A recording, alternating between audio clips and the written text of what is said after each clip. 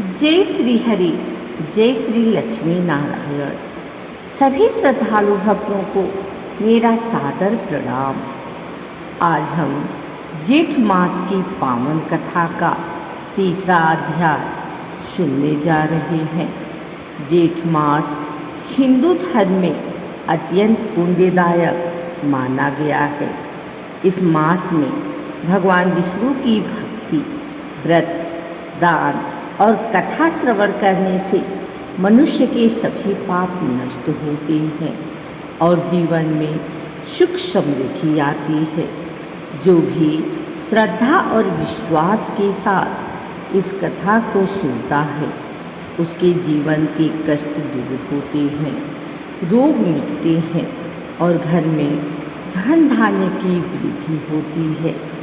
तो आइए पूरे मन और श्रद्धा के साथ जेठ मास की कथा का तीसरा अध्याय प्रारंभ करते हैं। प्राचीन समय की बात है। एक नगर में एक गरीब ब्राह्मण रहता था। वह अत्यंत धर्मात्मा था, लेकिन उसके जीवन में गरीबी और कष्टों का अंत नहीं हो रहा था। ब्राह्मण प्रतिदिन भगवान विष्णु की पूजा करता, व्रत रखता और कथा सुनता, लेकिन फिर भी उसे कोई विशेष फल प्राप्त नहीं हो रहा था। एक दिन वह अत्यंत दुखी होकर मंदिर में बैठ गया और भगवान से प्रार्थना करने लगा, हे प्रभु, मैं आपकी सच्चे मन से सेवा करता हूँ, फिर भी मेरे जीवन में इतने कष्ट क्यों हैं। तभी वहाँ एक वृद्ध साधु प्रकट हुए। उनके तेज देखकर ब्राह्मण समझ गया कि यह कोई साधारण व्यक्ति नहीं है। साधु बोले, वत्स, तुम्हारी भक्ति सच्ची है, लेकिन तुमने जेठ मास का पूर्ण विधान से पालन नहीं किया है। यदि तुम इस मास में नियम पूर्वक व्रत, स्नान और दान करोगे तो तुम्हारे सभी कष्ट दूर हो जाएंगे। ब्राह्मण ने विनम्रता से पूछा, महाराज, कृपया मुझे पूरी विधि बताइए।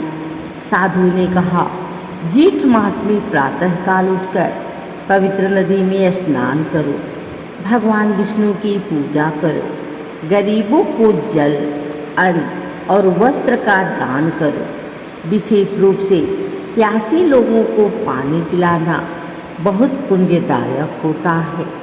ब्राह्मण ने पूरी श्रद्धा से यह व्रत प्रारंभ किया। कुछ ही दिनों में उसके जीवन में परिवर्तन आने लगा। जहाँ पहले उसके घर में भोजन के लिए भी संघर्ष होता था, वहीं अब धीरे धीरे सुख समृद्धि आने लगी। एक दिन राजा को उस ब्राह्मण के बारे में पता चला। राजा ने उसे दरबार में बुलाया और उसकी सेवा और भक्ति से प्रसन्न होकर उसे धन और भूमि प्रदान की। अब ब्राह्मण का जीवन पूरी तरह बदल चुका था। उसने अपने सुख में भी दान और सेवा का कार्य नहीं छोड़ा। उसी नगर में एक धनी व्यापारी रहता था। वह बहुत घमंडी था और किसी भी प्रकार के धर्म कर्म में विश्वास नहीं रखता था।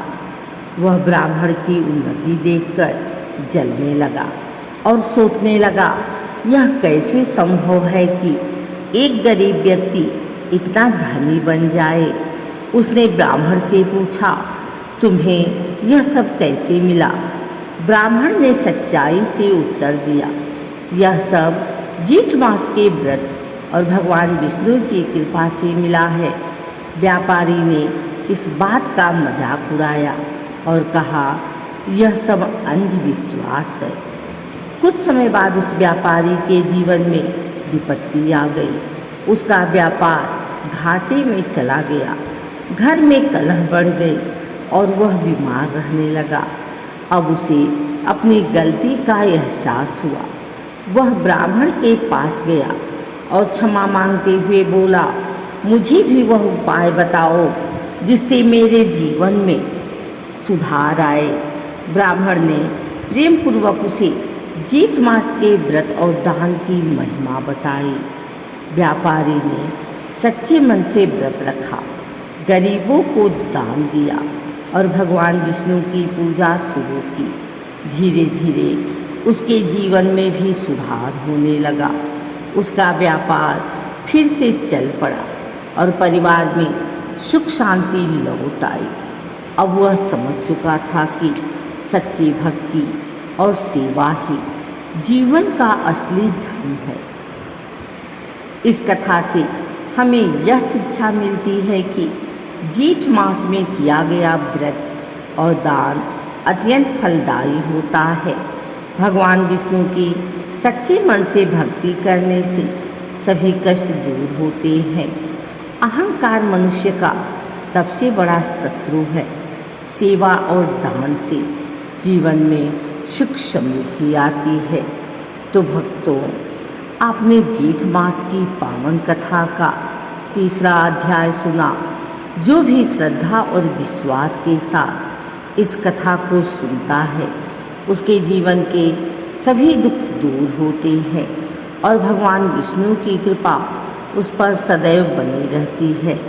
अगर इस कथा में कोई त्रुटि हो गई हो तो उसके लिए क्षमा प्रार्थी हूँ। आइए अंत में हम सब मिलकर भगवान विष्णु से प्रार्थना करें। हे प्रभु, हमारे जीवन से सभी कष्ट दूर करें, हमें सही मार्ग दिखाएं और हमारे घर में सुख शांति बनाए रखें। बोलिए लक्ष्मी नारायण भगवान की जय।